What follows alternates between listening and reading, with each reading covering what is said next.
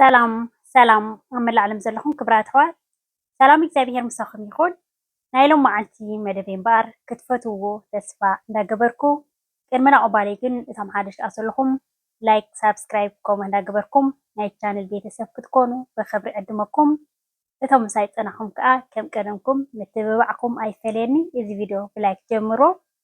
ናይ ሎም መዓልቲ ሒዘልኩም መፅእ ዘለኹ እምበኣር ኣብ ምእተዊ ከም ዝረኣኹሞ ኣብ ገዛና ኮይና ከመይ ጌርና ነፍስና እንከናኸን ብባህላዊ ጌርና ማለት እዩ። ክቡራት ኣሕዋተይ ኣዝዩ ፅቡቅ ዝኾነ ንጥዕናና ፅቡቅ እንደገና ደጋዊ ትርኢትና ኩሉ ግዜ መርዑት መሲልና ማሕማሕ እንዳበልና ንክንከይድ ዝሕግዘና ሎማዓልቲ ብሓንሳብ ከይድና ስቲም ክንገብር ኢና ማለት እዩ። ክቡራት ኣሕዋተይ ብቀዳማይ እዛ ስቲም በዚ ጎነይ ዘላ ትርእይዋ ዘለኹም ቁርበታ ከይትሕዘኒ ግጅፍ ዝበለት ከይትኾን ገለ እንደ ኢለኩም ግን በስመ ኣብ ናፅነት ዘለዎ በቃ ልክዕ ከምዚ ንእሽተይ ገዛ እዚኣ ከዓ ከምዚ ትርእይዋ ዘለኹም ኣብዚኣ ስብቆ ኣዳልየ ኣለኹ ማለት እዩ። ክቡራት ኣሕዋተይ ሕጂ ንምንታይ ኢና ስብቆ ብፍላይ ሕጂ ኣብዚ ሕጂ ዘለናዮ ወርሓት ናይ ግዜ ቁሪ ስለዝኾነ ብጣዕሚ ኣካላትና ዛሕሊ ስለዝኾነ ክመውቅ ክኽእል ኣለዎ።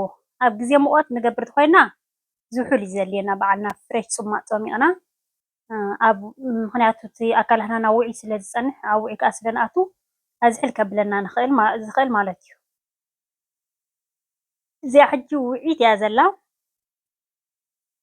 ቀስ እንዳበልና ክንሰትዮ ኢና። ምክንያቱ እቲ ኣካላትና ተዳልዩ ሬዲ ኮይኑ ክፀንሕ ኣብቲ እስቲም ምስ ኣተና ክቡራት ኣሕዋተይ መቸም ነፍሰይ ዝሕፀብ ደ ነይረ ኢኻ ትብል በቃ ከምዚ ፍሕስ ኢሉ ጥራይ ዝኸይድ እንደገና ብዙሕ እዩ ዝኸይድ ዳርጋ 1 ኪሎ ይኹን ረሃፂ በቃ ብሓንሳብ ሻሕ ዝብል ሬዲ ግን ጌርና ክንፀንሕ ኣለና ብውዑይ ነገር ማለት እዩ።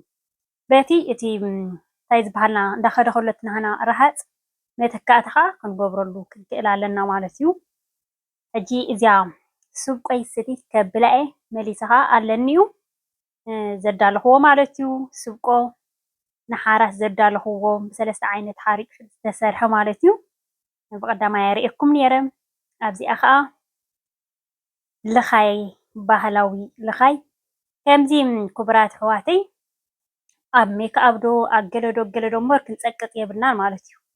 ባዕልና ኣብ ገዛ ግዜ ፍልይ የቢልና መቸም ብርሃን ገዛሲ ብጣዕሚ ሰዓታት 4 ነጥቢ ዘይብሉ ስራሕ እንድያ ትሰርሕ ናይ ደገ ክትብል ናይ ገዛ ክትብል ብጣዕሚ ማለት እዩ። ሕጂ ግዜ ከዓ ንነፍስና ክንህብ ኣለና። ኣብዚኣ ሕጂ ንገፀይ ዝኾነ ይዳልየ ዘለኹ ፍሩድ ገይረ ዕርዲ ማለት እዩ። እንደገና ከዓ ጠስሚ ኣብዚ ሕጂ ንዓኹም ቪድዮ ንከይነውሓኩም ሕፅር ከብሎ እምበር ቀስ ኢልና መሳጅ ክንገብሮ ክንክእል ኣለና ውሽጢ ኣካላትና ምንታን ክኣቱ። ሕጂ ጡሽ ንገብር እንተኮይንና ጡሽ ድሓን ኣበይ እሞ ክርከብ ኢኻ ትብል ጡሽ ንገብር እንተኮይንና ስቲም ንገብር እንተኮይንና ሽዑ ከዓ ኣይኮነን እቲ ፅባቐ ናይ ቆርበትና ዝርአ ማለት እዩ። ሶሙን ናብ ካልኣይ ሶሙንና እንዳኸድና ገፅና ፅቡቅ እዩ ዝኸውን ማለት እዩ። ኣዝዩ ቅብኣት ዘለዎ ወላህላህ ዝበለ ክነግረኩም ኣይክእልን እየ ጡሽ ትገብር እንተኮይንካ ስቲም ትገብር እንተኮይንካ። እዚኣ ከዓ ኣብ ናይ ምጉዳል ዋጋ ይጎድል እዩ።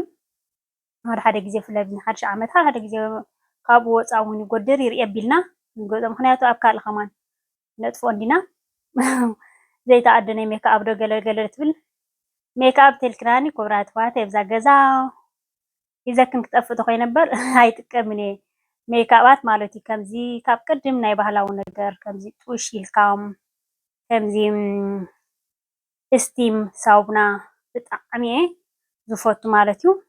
ሕጂ ከማን ቁርብ ገፀይ ከምቲ እንታይ ዝበሃል የለን እምበር ሰብ ጠጠው ኣቢሉ እንታይ ዓይነት ክሬም ትጥቀሚ እንታይ ዓይነት ናይ ገፅኪ ብጣዕሚ በቃ ሰብ ዘብል ነይሩ ማለት እዩ።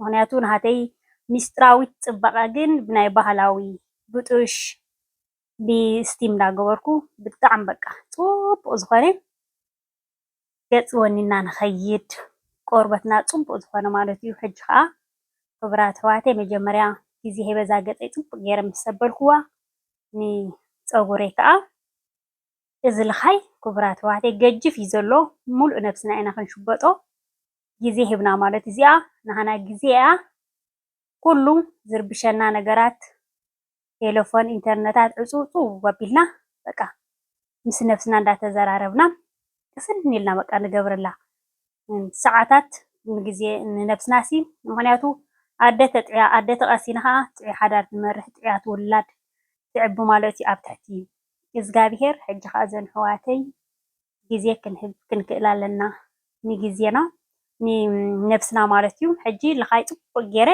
ማሳጅ እንዳገበርኩ ፀጉረይ ክገብረሊ እየ። ዋላ እቲ ደገ ወፂኻ ክትገብር ተኮይንካሲ ንሰዓታት ኢኻ ትኸፍል ማለት እዩ። ንሓንቲ ሰዓት ክኸብር መዓት እዩ ክቡራት ኣሕዋተይ። እንደገና ከዓ እታ ሰዓት ከዓ መዓስ ኣቲኻ መዓስ ውዳኻን ኣይትርዳእካን እያ። ሞር ብዙሕ ግዜ ንነብስና ግዜ ተረኺብና ሰብኡትና ቆልዑት ሒዞምና ተወፂኦም ኮይኑና መዛወርድና ዝተፈላለየ ግዜ ተረኺብና ኮይና ስቲም ክትገብር ከለኻ ሳውና ክትገብር ከለኻ እንዳዕረፍካ ነብስኻ እንታይ ይበሃል ማስክ እንዳገበርካ ሓደ ሰዓት ትገብር ፍርቂ ሰዓት ትገብር ከይድካ ትዕርፍ ትሰቲ መሊስካ ከዓ ተኣትኾም ኢኻ ትገብር ማለት እዩ። ብዙሕ ግዜ ዘይብልና ተኮይኑ ግን ሓንቲ ሰዓት ሓንቲ መራሚ ፅቡቅቲ ጌርና ክሳብ ዝርህፅ ኣካላትና እንተቢልናኻ ብጣዕሚ ፅቡቅ ዝኾነልና ማለት እዩ።